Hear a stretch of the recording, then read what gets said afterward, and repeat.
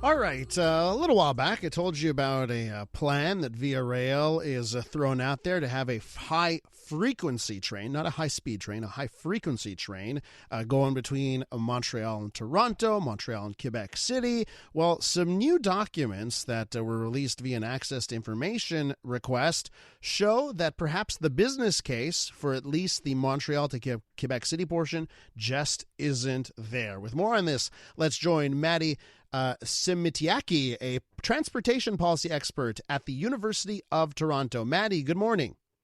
Hi, Elias. Thanks for having me on the show. Yeah, it's great to have you on. Listen, this is something that I care a lot about. I care about having good rail in this country. Sometimes, I sort of facepalm and say, why is rail so bad in this country? So there's this proposal out there, and Via Rail just, I think, recently got some money to study it more at length for a high frequency line that would be the Quebec City Windsor corridor, right?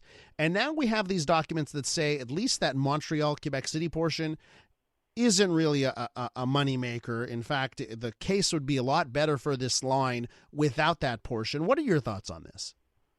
Well, I think for many of us, we really have rail envy. When we look around the world, when we look to our counterparts in Europe and increasingly in Asia, what we see is that there's heavy investment in their rail systems, and that they have extensive ability to travel through countries and even internationally by rail. And by contrast, in Canada, it's quite difficult to get around by rail. And I think for many of us, we look and we say, well, surely we should be able to do the same here. We're a developed country. We should be able to build out our network, and it hasn't worked out over time. And I think the studies, we've been studying how to invest in our rail network for decades now. There have been proposals over the years, and millions of dollars have been spent on studies, and we've just never been able to find a way to make this financially viable in our country. And I think this is another example of how they're looking at the numbers, but they just really don't seem to work out. Yeah, and some of the numbers, like at present, are staggering. Like the Quebec City Montreal Ottawa service ran a deficit of $24 million last year. Why are we losing so much money on rail in this country? Well, I think you're exactly right, that these services are heavily subsidized. On that corridor between Ottawa, Quebec, and Montreal, it's being subsidized. Each passenger trip is being subsidized by $27.32. Wow. And that's below the Montreal, Ottawa, Toronto leg as well. So this service is being heavily subsidized. The reason is around density of our cities and the long distances. We're a big country, sparsely populated in between our large cities. And even when you get to many of our big cities, you still need a car, and they're quite dispersed. So people need to often live in the suburbs, and people need to travel around or want to have their car. And so rail just hasn't been a big part of our recent traveling culture here. And it's not all that convenient for many people. And then you overlay that there are new flight services, new airplane services like Porter that allow you to travel quite conveniently and often at relatively low cost. And so you're starting to see increased competition, and Via just hasn't been able to keep pace. The other issue is that Via doesn't own most of the track, and so the service is actually getting worse.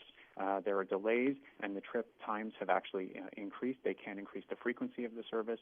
So Via is in a really tough spot, and that's why they're looking to these alternatives to build new tracks to try to clean that up, to give them another option where they can actually control all of the service, increase and improve service, and try to increase ridership on those corridors. What do you think about this proposal of this high frequency train between, let's say the Montreal-Toronto portion, okay? Because I guess that would be the most likely to be profitable. Do you think it's a good plan to take that circuitous route, not go along, the current tracks, but to take a route that would go through Ottawa and increase the frequency, but it's not high speed? Do you think that's a good strategy? I think the plan is highly optimistic. I think that the notion that this is going to get to profitability, the reports say that the capital costs are $4.4 billion, and that once that money is spent, increases in ridership will cover both the capital costs, so $4.4 billion in capital costs, plus the annual operating costs. I think that's highly optimistic. The amount of ridership increase that would have to happen, or the fare increases to cover that amount of capital investment are quite significant. And I think we're spending a lot of money on studies again and again to try to see if we can make this work. And the numbers just don't seem to add up.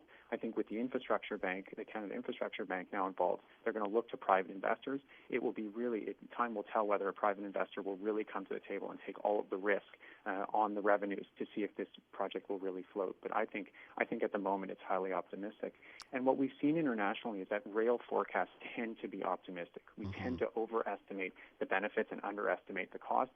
This is international. This isn't just a Canadian phenomena. My colleague Ben Fluberg at Oxford University has studied dozens of rail projects around the world and found this same phenomena. Overestimate the benefits, underestimate the costs.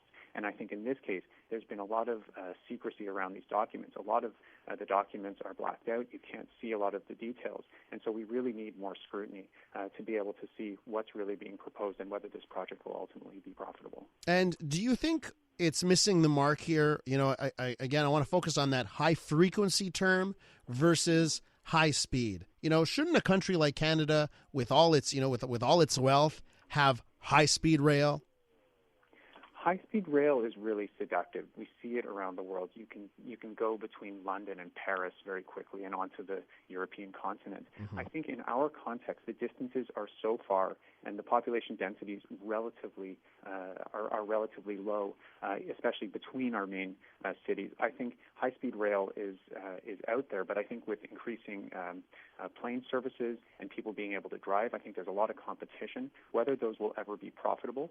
Also, high-speed rail actually takes a lot of power to run. It's not necessarily great for the environment unless you have really heavy ridership on those services. And so, again, we need to be seeing whether that's viable. And also, VIA doesn't own that corridor, and so they might have to expropriate land. There's a lot that would have to happen to do high-speed rail on the most direct route between Toronto and Montreal. I think there's still a lot of questions, and we studied high-speed rail for decades. We've spent millions of dollars on studies over the years to see whether we can make high-speed rail work. No one has been able to make it viable, and I guess it's cheaper to keep doing studies than to take the political cost of saying, ultimately high-speed rail just doesn't work in this corridor right now. Matti, it's so frustrating when you put it in that perspective about all the studies that we spent.